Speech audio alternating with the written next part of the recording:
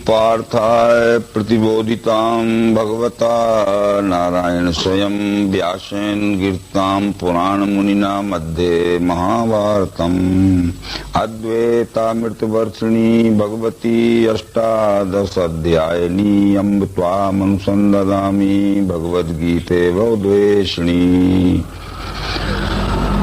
श्रीमद् भगवद गीता का भक्ति योग नामक 12वां अध्याय प्रारंभ कर रहे। अभी तक भगवान श्री कृष्ण ने विश्वरूप दर्शन योग नाम का 11वां अध्याय पूर्ण रूप से अर्जुन को समझा दिया। विश्वरूप दर्शन हो जाने के पश्चात जिसमें साकार और निराकार दो अपूर्ण द्वैतात्मक कल्पनाएं हैं, ये लय करके बतला दी। अर्जुन को भी ये पूर्ण रूप से समाधान हो गया और अर्जुन ने कहा कि अनेक बाहु दर्वक्त नेत्रम पश्यामि त्वाम सर्वतो अनंत रूपम न अंत्यम न मध्यम न पुनस्वादिम पश्यामि विश्वेश्वर विश्वरूप। जिसे वेदों में विश्वरूप कहा गया है, उपनिषदों में यह दिखने वाला विश्व ही विश्वरूप है। इस विश्व से साकार और निराकार ये द्वैतात्मक कल्पनाएं पृथक नहीं हैं। अर्जुन को भी यह निश्चय हो गया, परंतु इसके बाद भी इस भक्ति योग नाम के 12वें अध्याय में जिज्ञासा के कारण अर्जुन ये पूछ रहा है, इस प्रकार सदा युक्त सेवा सगुण की करे वे और निर्गुण जो ध्यावे वे, इनमें श्रेष्ठ कौन है। इस प्रकार हमने ये समझ लिया कि सगुण निर्गुण आदि अपूर्ण ज्ञान की कल्पनाएं सब इस अखंड विश्व रूप में विलय हो गईं। फिर भी सगुण को मानने वाला बड़ा है कि निर्गुण को मानने वाला बड़ा है, ये पूछना स्वाभाविक ही है। क्योंकि आजकल भी विश्वरूप दर्शन हो जाने के पश्चात कोई सगुण का प्रतिपादन करते हैं, कोई निर्गुण निराकार का प्रतिपादन करते हैं। उसी उद्देश्य से अर्जुन ने भी पूछा। भगवान श्री कृष्ण ने इसका उत्तर दिया कि रख के मन मेरे में सेवा मेरी सदैव जो करता है दृढ़ श्रद्धा से सो मेरे मत से बड़ा। श्री कृष्ण कहते हैं कि न सगुण को मानने वाला बड़ा है, न निर्गुण को मानने वाला बड़ा है। सगुण निर्गुण ये द्वैतात्मक कल्पनाएं जिस विश्व रूप में विलय हो जाती हैं, उस विश्व रूप को जान पहचान कर उसकी अपने स्वकर्म के द्वारा निष्काम भाव से सेवा करने वाला ही अनन्य भक्त है। उसको मैं ही बड़ा भक्त मानता हूँ। ये वेदों में भी इस प्रकार कहा गया है कि पुरुष ये वेदम सर्वम यत भूतम यच्च भव्यम। इससे आशय होता है कि पुरुष नाम परमात्मा का है, पुरुष एव इदम सर्वम। यह सब जो दिख रहा है आदि अंत मध्य है चराचर के विस्तार में, यह सब विश्व ही विश्वरूप परमात्मा है। उपनिषद जो वेदों के अध्याय हैं उनमें भी इस तरह सगुण निर्गुण की द्वैतात्मक कल्पनाओं का लय विश्वरूप में करके दिखाया गया है। संयुक्त में तत्क्षरक्षरम चा व्यक्ता व्यक्तम भरते विश्व ईशा। जो क्षर अक्षर का संयुक्त स्वरूप है, व्यक्ति यानी साकार, अव्यक्त यानी निराकार, दोनों भावात्मक कल्पनाओं का जहां विलय हो जाता है उसका नाम विश्वरूप परमात्मा है।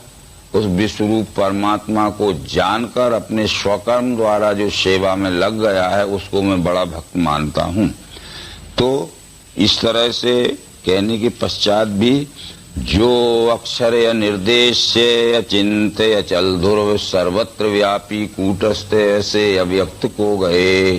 श्री कृष्ण ने कहा कि अगर कोई निर्गुण को ही मानना चाहता है, निराकार को ही मानना चाहता है, तो निराकार जिसका कोई आकार ही नहीं है अथवा जो विशिष्ट आकार में नहीं दिखता है, अनिर्देश्य है, उसको हम अंगुली से निर्देशित करके नहीं बतला सकते कि कहाँ है और कैसा है, कि किस जगह है, कैसा है। अचिंत है, उसका चिंतन भी नहीं हो सकता क्योंकि वो केवल निराकार है। यदि चिंतन हो सकता है तो उसके स्वरूप सहित, उसके आकार सहित, उसके निराकार भाव का ही चिंतन हो सकता है। तो जो अक्षर है, निर्गुण है, निराकार है, अव्यक्त है, वो अचिंत्य है, अचल है, उसको कोई प्राप्त करना चाहता है तो अव्यक्त चाहने वाला जो से क्लेश हैं बड़े, गति अव्यक्त की पावे नरे अत्यंत कष्ट से। उस अव्यक्त को या निराकार को जो प्राप्त करना चाहता है तो कितने ही कठिनाई में पड़े, वो कितने ही क्लेश भोगे, परंतु उसको ये साकार को छोड़कर निराकार मिलने वाला नहीं है। आशय इसका बतलाया कृष्ण जी ने कि गति अव्यक्त की पावे नरे अत्यंत कष्ट से। तो ये पुरुषोत्तम जो विश्वरूप परमात्मा है, उसमें गति, स्थिति और परम स्थिति ऐसे 3 शब्द आते हैं।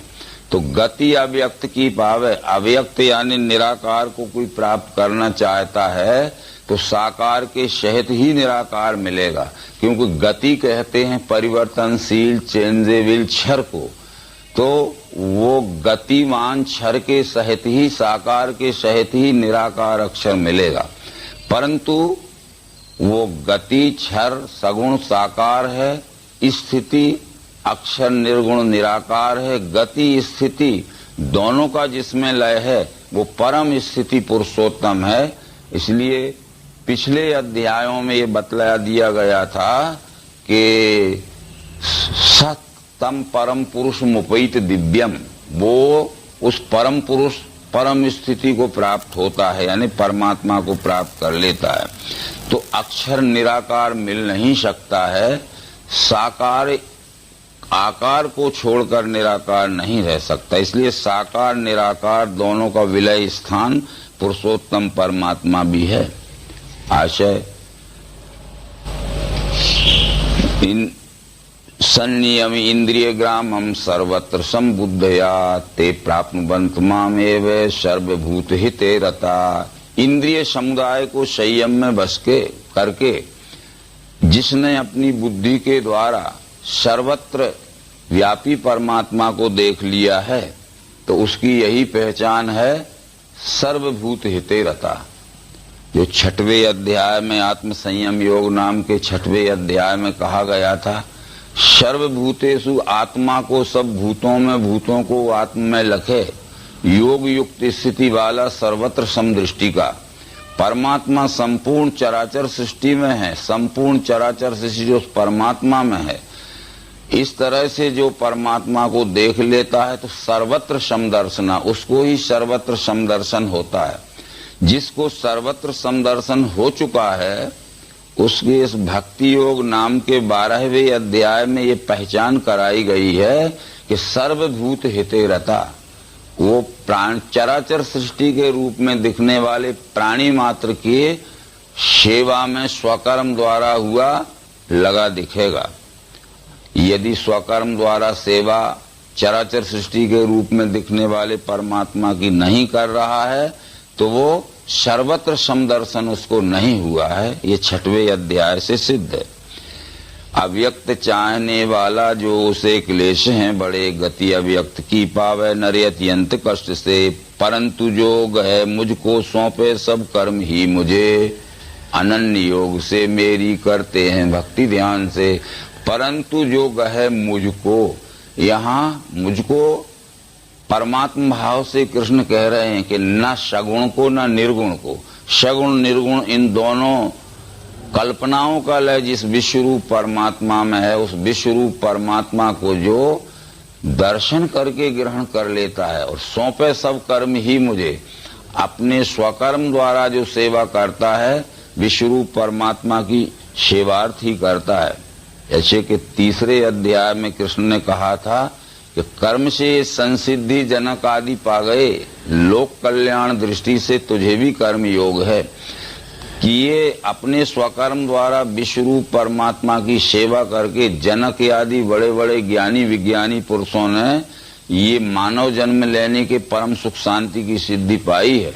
इसलिए लोक कल्याण दृष्टि से तुझे भी ये विश्वरूप परमात्मा की सेवा करना तेरा इति कर्तव्य हो जाता है। ऐसे अनन्य भक्तों का मेरे मैं पार्थ प्रेम से जल्दी उद्धार करता हूँ मृत्यु संसार चक्र से। परंतु इस 12वें अध्याय में जो श्लोक कहा गया, अनन्य नैव योगेन माम ध्यायन्त उपास्ते, ये अनन्य योग से मेरी करते हैं भक्ति ध्यान से। अनन्य योग यह दिव्य चक्षु योग का ही नाम है। अनन्य योग 11वें अध्याय में श्री कृष्ण जी कह चुके थे कि अनन्य योग द्वारा ही तत्वतः इस प्रकार में देखने जानने वैसे मिलने योग्य पार्थ हूँ। अनन्य योग के द्वारा इस विश्वरूप परमात्मा को देखा जा सकता है, इसकी जान पहचान हो सकती है, उसमें अखंड एकात्मता का अनुभव हो सकता है। तो अनन्य योग नाम इस दिव्य चक्षु योग का ही है, विज्ञान योग का ही है। तो ऐसे अनन्य भक्तों का मेरे में पार्थ प्रेम से जल्दी उद्धार करता हूँ मृत्यु संसार चक्र से। जो अनन्य भक्त मेरे हो गए हैं, इन अनन्य भक्तों का ये जन्म मृत्यु के संसरण चक्र से जल्दी उद्धार हो जाता है, जन्म मृत्यु के कष्टमय चक्र से छूट जाते हैं। अनन्य भक्त के विषय में श्री राम ने भी रामायण में भक्त प्रवर्त मारुति हनुमान को समझाया था कि सो अनन्य जाके यस मति न टरे हनुमंत, मैं सेवक सचराचर रूप स्वामी भगवंत। अनन्य भक्त उसे कहते हैं जिसकी मति यानी बुद्धि में पक्का निश्चय स्थिर हो जाता है कि मैं सेवक हूँ, ये चराचर सृष्टि के रूप में जो कुछ भी दिख रहा है यही हमारा सबका पूज्य स्वामी भगवान है। ऐसा निश्चय जिसकी बुद्धि में पक्का अटल स्थिर हो जाता है उसे अनन्य भक्त कहते हैं। ऐसे अनन्य भक्तों का मेरे में पार्थ प्रेम से जल्दी उद्धार करता हूँ मृत्यु संसार चक्र से। ये उद्धार करने का मतलब है उसका मनुष्य जन्म लेना सार्थक हो गया, इससे ज्यादा और उससे कुछ प्राप्त करना नहीं है। क्योंकि इन बातों को भगवत गीता के पिछले अध्यायों में भी श्री कृष्ण अर्जुन को समझा चुके। आत्मा में है जिसे प्रेम, आत्म में तृप्ति है मिली, आत्म संतोष में मस्त, उसे कर्तव्य है नहीं। जिस व्यष्टि जीव आत्मा ने संपूर्ण विश्वरूपी परमात्मा को पहचान लिया और विश्वरूप परमात्मा को दिव्य चक्षु योग से जान पहचान कर अपने स्वकर्म के द्वारा इस विश्वरूप परमात्मा की सेवा में जो लग गया है तत्परता से, तो उसे कर्तव्य है नहीं। इससे ज्यादा कर्तव्य उसको कुछ नहीं करना है, उसका इति कर्तव्य हो चुका। तो रखना मन मेरे में, सौंपना बुद्धि भी मुझे, ऐसा करने से पार्थ मुझ में मिल जाएगा। तेरा जो मन है इस विश्वरूप की सेवा में लगा, बुद्धि से भी विश्वरूप की सेवा कर। मन में जो अनेक प्रकार के संकल्प विकल्प उठते हैं, ये संकल्प विकल्प तेरे निष्काम भाव से सेवा करने के लिए ही उठा करें। क्योंकि ये भगवत गीता के 6वें अध्याय में इस बात को कृष्ण जी ने कहा है कि संकल्प सभी त्यागे योगारूढ़ उसे कहा, हो में संकल्प से पैदा सो इच्छा सभी तजे, मन को आत्मा में जोड़े न करे ध्यान अन्य का। तो मन में जो संकल्प उठते हैं तो दो प्रकार के संकल्प होते हैं, एक सकाम संकल्प होता है, एक निष्काम संकल्प होता है। तो सकाम संकल्प को भी छोड़ देना चाहिए और निष्काम संकल्प को लेना चाहिए। तो इस तरह से अपने मन को भी निष्काम संकल्प से विश्वरूप की सेवा में लगा, अपनी बुद्धि को भी विशुद्ध अवस्था में करके इस विश्वरूप की सेवा में लगा। ऐसा करने से पार्थ मुझ में मिल जाएगा। यदि तू चित्त को स्थायी मुझ में रख सकता नहीं तो मेरे प्राप्ति की इच्छा पार्थ अभ्यास से करो। अब यहाँ एक बात आती है कि यदि मन बुद्धि भी हमने समर्पित कर दिए विश्वरूप की सेवा में, परंतु हमारा चित्त अभी समर्पित नहीं हुआ। जब तक ये चित्त समर्पित नहीं होगा तब तक विश्वरूप की वास्तविक सेवा नहीं हो सकती।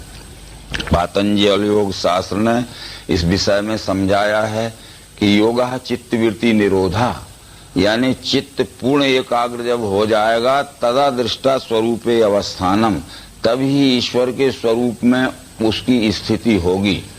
पर ये चित्त स्थिर कैसे होगा, तो उन्होंने अभ्यास वैराग्याभ्याम तन निरोधा, अभ्यास करते जाओ, निरंतर अभ्यास करते जाओ।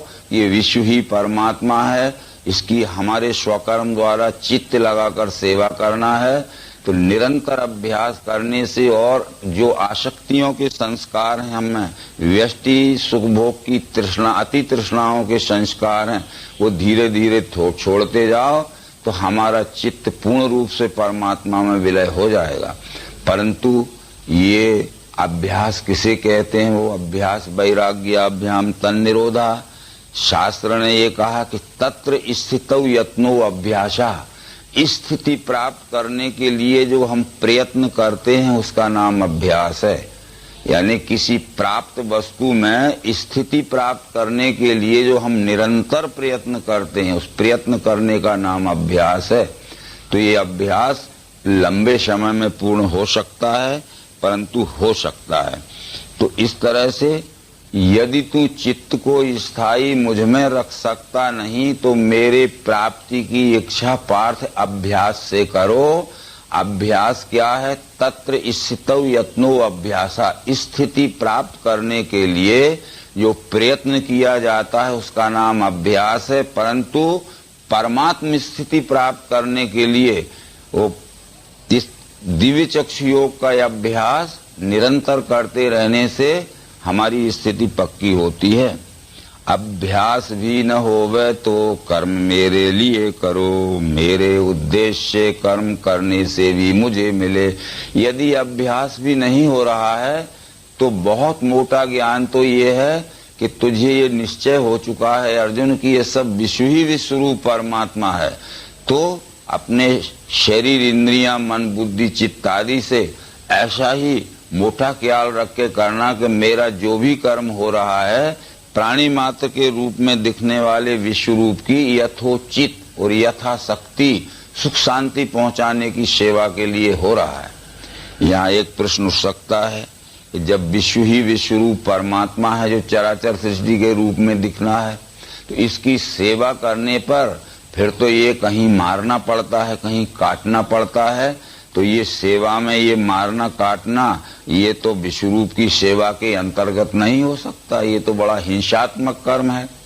परंतु हमारे पिंड शरीर की ओर हम देखें, या हमारा पिंड शरीर ये पूर्ण स्वस्थ रहता है, पूर्ण आरोग्य में रहता है, तो हम इसके लिए किसी भी प्रकार का औषधि उपचार नहीं करते।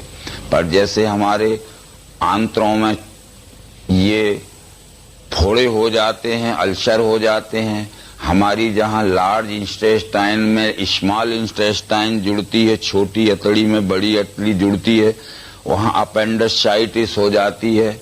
हम मृदु औषधियाँ करते हैं। यदि मृदु औषधियों का उपाय जब निष्फल हो जाता है तब हम वाखुशी से अपने ही शरीर का ऑपरेशन हम ही करवा लेते हैं। तो ये हम प्रेम से ऑपरेशन करवाते हैं, बैर से हमारे अतड़ियों को नहीं काटते। इसलिए इस विश्व रूप में अगर कहीं विघातक, विश्व रूप में विषमता फैलाने वाले ये विकार पैदा हो गए हैं मानव जगत में, तो पहले समझा के उन विकारों को साम्य भाव से दूर करिए। यदि समझाने से दूर नहीं होते हैं तो जैसे हमारे शरीर में हम ही प्रेम से ऑपरेशन करा लेते हैं, वैसे यथोचित सेवा में ऑपरेशन भी कर दीजिए। जैसे श्री रामचंद्र जी जब इस मानव जगत में आए तो ये रावण, कुंभकर्ण आदि बड़े बड़े फोड़े थे इस विराट स्वरूप में।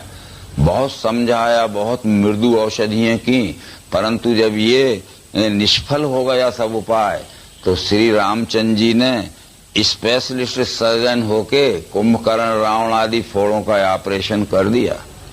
तो उसके साथ में लक्ष्मण जैसा असिस्टेंट सर्जन भी आया, हनुमान कंपाउंडर, और ये अंगद, सुग्रीव, जामवंत आदि ये सब ड्रेसर वगैरह बन के आए थे। इस विराट के फोड़ों का इलाज ऑपरेशन करके कर गए। वही हाल द्वापर में हुआ। कृष्ण एक ऐसे आध्यात्मिक डॉक्टर आए, आध्यात्मिक, तो उन्होंने भी दुर्योधन, दुशासन आदि, कंस, दुर्योधन आदि को ये सब समझाने पे जब नहीं माने तो प्रेम से ही ऑपरेशन किया है। इसका मतलब है कि विश्व रूप की यथोचित सेवा करना है, इसको न भूलिए। जहाँ काटना पड़े वहाँ समझाने से काम नहीं चले तो काट दीजिए, और जहां समझाने से काम चलता है तो वहां काटना मत करिए। यदि हम अहिंसा ही परमो धर्म मान लें कि भाई विश्वरूप की सेवा में किसी को जोर से बोलना दुख होगा, किसी को दंड देना दुख होगा, तो ये तो विश्वरूप की सेवा के अंतर्गत नहीं। हम अपने शरीर के लिए ही कई वक्त ऐसा करते हैं कि हाथ कटवा लेते हैं, पांव कटवा लेते हैं, अंगुली में हमारा घातक फोड़ा हो जाता है, औषधि करने पे ठीक नहीं होता तो अंगुली कटवा लेते हैं कि पूरे शरीर की तड़फन बंद हो जाती है। तो पूरे विराट को सुख शांति पहुंचाने के लिए और विराट के अंश स्वरूप अत्याचारी अगर कुछ घातक हो गए हैं तो उनको समझा के न माने तो उनको दमन कर दीजिए। ये यथोच्य तो अभ्यास भी न होवे तो कर्म मेरे लिए करो। तुमको मैं ये सलाह दे रहा हूं कि अर्जुन तुम्हें योगी बनना है। जहां के श्री कृष्ण ने 6वें अध्याय में ये कहा था कि तपस्वी से बड़ा योगी, ज्ञानी से भी वही बड़ा, कर्मी से श्रेष्ठ है योगी, तस्मात् योगी भव अर्जुन। अर्जुन मैं तुमको योगी बनाना चाहता हूं, परंतु योगी तो बनाना चाहता हूं, पर कौन सा योगी बनाना चाहता हूं कि हतो वा प्राप्स्यसि स्वर्गम जित्वा वा मोक्षे महीम तस्मात् उत्तिष्ठ कौन्ते युद्धाय कृत निश्चया। तस्मात् योगी भवार्जुन, क्योंकि तस्मात् उत्तिष्ठ कौन्ते युद्धाय कृत निश्चया। अर्जुन इसलिए मैं तुझे योगी बना रहा हूं कि इसलिए कि तुझे युद्ध करना है, ऑपरेशन करने हैं, बस ये योगी बनना है तुझे। ऐसा नहीं कि सिर झुकाता रहे और भीख मांगने के लिए तू भागने को तैयार है। ये योगी भगोड़ा योगी नहीं बनाना चाहता। योगी का अर्थ है विश्व रूप की सेवा में जहाँ जैसा मौका आवे उस तरह से यथोचित सेवा करना ही हमारी अनन्य भक्ति होगी। तो अब यह भी जो नहीं होवे तो अनन्य विचार से मन को रखना स्थायी, कर्म का फल छोड़ना, ये भी यदि नहीं हो सकता है तो अनन्य विचार को मत छोड़ना। अनन्य विचार का मतलब है अन का अर्थ है नहीं, अन्य का अर्थ है दूसरा। परमात्मा के सिवाय ये विश्व में कोई दूसरी चीज नहीं है। जितने भी देवी देवता क्यों ना हो वो परमात्मा के विराट शरीर के अंगोपांग हैं। जैसे हमारे इस पिंड शरीर के कान, आंख, त्वचा, जीव, नाक, हाथ, पांव आदि अंग ये भी तो सब देवी देवता हैं। जैसे हमारे कान में आकाश का देव बैठा हुआ है, हमारे त्वचा में वायु देव बैठा हुआ है, हमारे नेत्र में अग्नि देव बैठा हुआ है, हमारे जिह्वा में वरुण देव बैठा हुआ है, हमारी नासिका में अश्विनी कुमार, ये सब देव ही बैठे हैं। तो इस तरह से ये निश्चित समझ के तू कि अनन्य भाव से कि ये सब विश्व रूप जो दिख रहा है अनंत विस्तार में ये सब समुच्चय स्वरूप परमात्मा ही है, ऐसा अनन्य विचार रख के मन को रखना स्थायी, कर्म का फल छोड़ना। मन में ये संकल्प विकल्प जो कि तुझे अज्ञान के भ्रम जनित संकल्प विकल्प हो रहे हैं, इनको छोड़कर मन को स्थायी और स्वस्थ रख के कर्म की फलासा छोड़ के युद्ध तुझे करना है। क्योंकि पहले अध्याय में अर्जुन ये कह चुका था कि यहाँ ठहरा नहीं जाता, मन में भ्रम छा गया, तो मन को रखना स्थायी, मन को भ्रमित मत रखना है अर्जुन। इसके बाद दूसरे अध्याय में भी कृष्ण ने अर्जुन ने ये कहा था, अज्ञान के दोष हिये समाये, भूला हूँ धर्म सो पूछता हूँ, होवेगा श्रेय स्थायी कहो सो, मैं सेवक हूँ आपका बोल देवे। धर्म और अधर्म किसे कहते हैं? मेरा मन भ्रमित हो जाने से इस समय ये मुझे विस्मृति हो गई है, इसलिए मैं शिष्य भाव से, समर्पित भाव से आपसे पूछता हूँ कि मेरे मन का अज्ञान जनित भ्रम निकालकर धर्म की सच्ची पहचान और मेरे स्वकर्म की वास्तविक पहचान मुझे करा दीजिए ताकि मैं स्वकर्मारूढ़ हो जाऊं। तो यह भी जो नहीं होवे तो अनन्य विचार से मन को रखना स्थायी, कर्म का फल छोड़ना। अभ्यास से ज्ञान श्रेष्ठ, ज्ञान से ध्यान है बड़ा, ध्यान से कर्म फल त्याग, त्याग से शांति है मिले। इस 12वें श्लोक में कृष्ण ये कहना चाहते हैं कि अभ्यास की जरूरत क्यों है, किसी भी विद्या का क्यों ना हो, अभ्यास की जरूरत क्यों है? क्योंकि अभ्यास की से ज्ञान प्राप्त होता है। और ज्ञान की जरूरत क्यों है? कि ज्ञान से पक्की पहचान हो जाती है कि ये विश्व ही परमात्मा है, यानी अभेद दर्शनम ज्ञानम। जो हमें भेद दिख रहा है, जो हमें द्वैत दिख रहा है, तो द्वैत में अद्वैत का दर्शन कराने वाले बोध का नाम ही ज्ञान है। इस तरह की भगवत गीता के 4थे अध्याय में भी कृष्ण जी अर्जुन को समझा चुके हैं। वो कह रहे हैं कि द्रव्य के यज्ञ से श्रेष्ठ अर्जुन ज्ञान यज्ञ है, अंत में सब कर्मों का लय है ज्ञान यज्ञ में। तुझे वो ज्ञान देवेंगे ज्ञानी तत्वज्ञ जो लखें, दंडौत प्रश्न सेवा से ध्यान में रखना उसे। जिसके जानने से ये मिटेगा मोह पांडव, फिर तू मेरे तेरे में देखेगा द्वैत है नहीं। तो वह ज्ञान तुझे तत्वदर्शियों के पास मिलेगा और वो तत्व दर्शन कराने वाला ज्ञान देंगे, जिससे जितनी भी ये चराचर सृष्टि दिख रही है, इसमें तुझे जो भिन्नता दिख रही है उसमें अभिन्नता का अनुभव हो जाएगा। ये बात बार बार भगवत गीता में समझाई गई है। आगे भी 13वें अध्याय में कहने वाले हैं कि अभिन्न भूतों से जो है वो हमें भिन्न दिख रहा है। तो इस तरह से ये ध्यान देखी हुई वस्तु के स्थायी स्मरण को ध्यान कहते हैं। जब तक हम वस्तु को नहीं देख लेते तब तक उसका ध्यान नहीं हो सकता। जैसे जिन व्यक्तियों ने आज तक मुझे नहीं देखा था, मेरा नाम सैकड़ों बार सुन लेते और अपने मुंह से कह भी लेते थे, पर इस स्वरूप का ध्यान नहीं हो सकता था। आज मुझे देख लिया है, मैं सैकड़ों किलोमीटर दूर भी चला जाऊं, परंतु मेरा नाम सुनते ही मेरे स्वरूप का ध्यान हो जाएगा।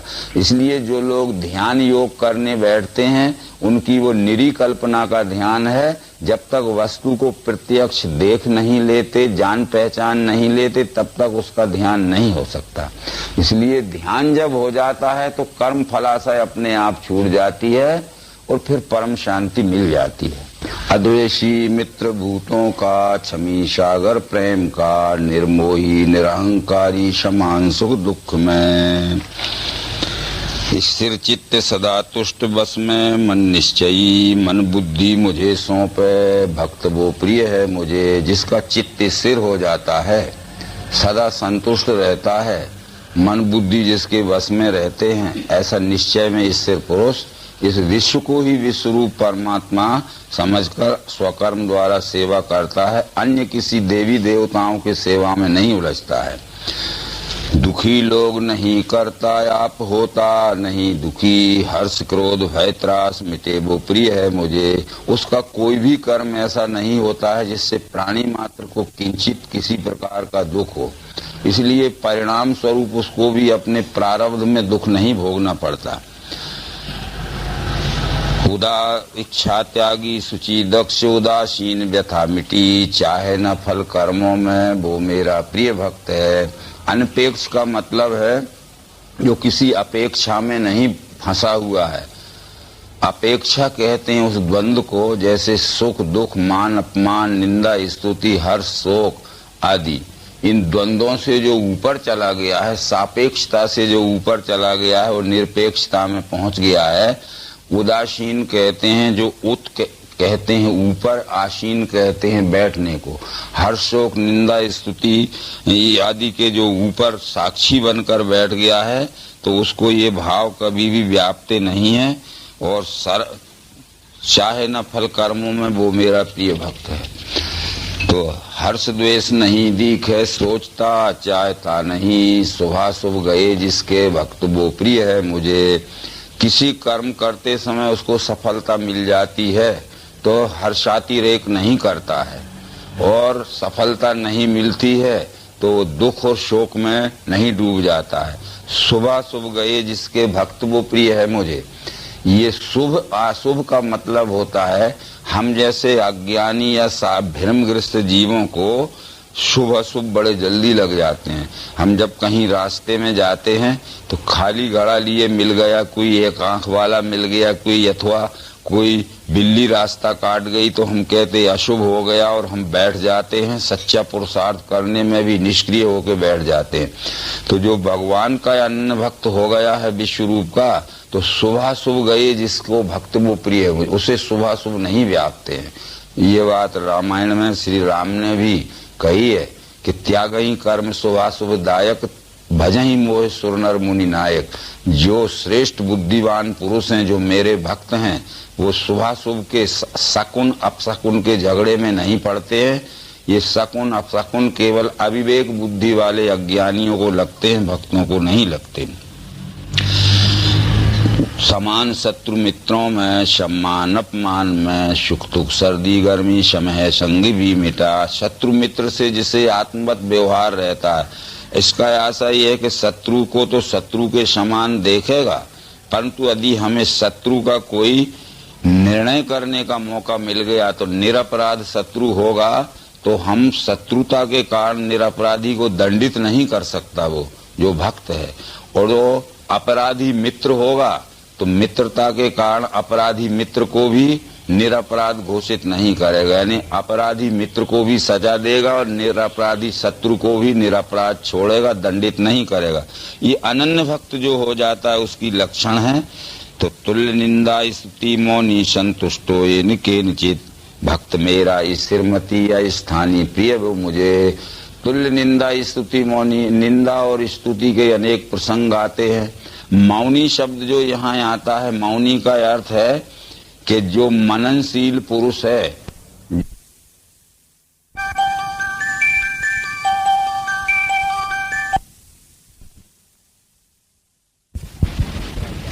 आदि शंकराचार्य ने कहा है कि इति व तद भवेद मौनम सताम सहज संगीतम, गिरा मौनम तु बालानाम प्रयुक्तम ब्रह्मवादवी। सत्य भाषण करना यह ज्ञानियों का मौन है और मुंह से कुछ न बोलना यह मूर्खों का मौन है। इसलिए मौनी यानी मननशील व्यक्ति यानी मुनि यानी मौनी, ये यहाँ अर्थ है। मुंह से कुछ न बोलने का अर्थ मौनी नहीं है।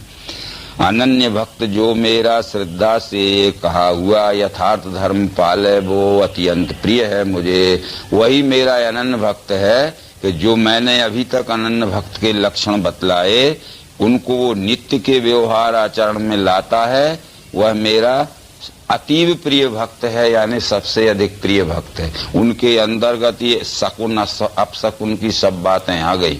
अब हम अनन्य भक्त तो बनना चाहते हैं और जन सेवा के लिए जाना चाहते हैं, परंतु बिल्ली रास्ता काट गई तो सिर पकड़ के बैठ गए, हम कैसे अनन्य भक्त होंगे। ये सब बातें समझाते हुए ये भक्ति योग नाम का 12वां अध्याय समाप्त। नर्मदे हर।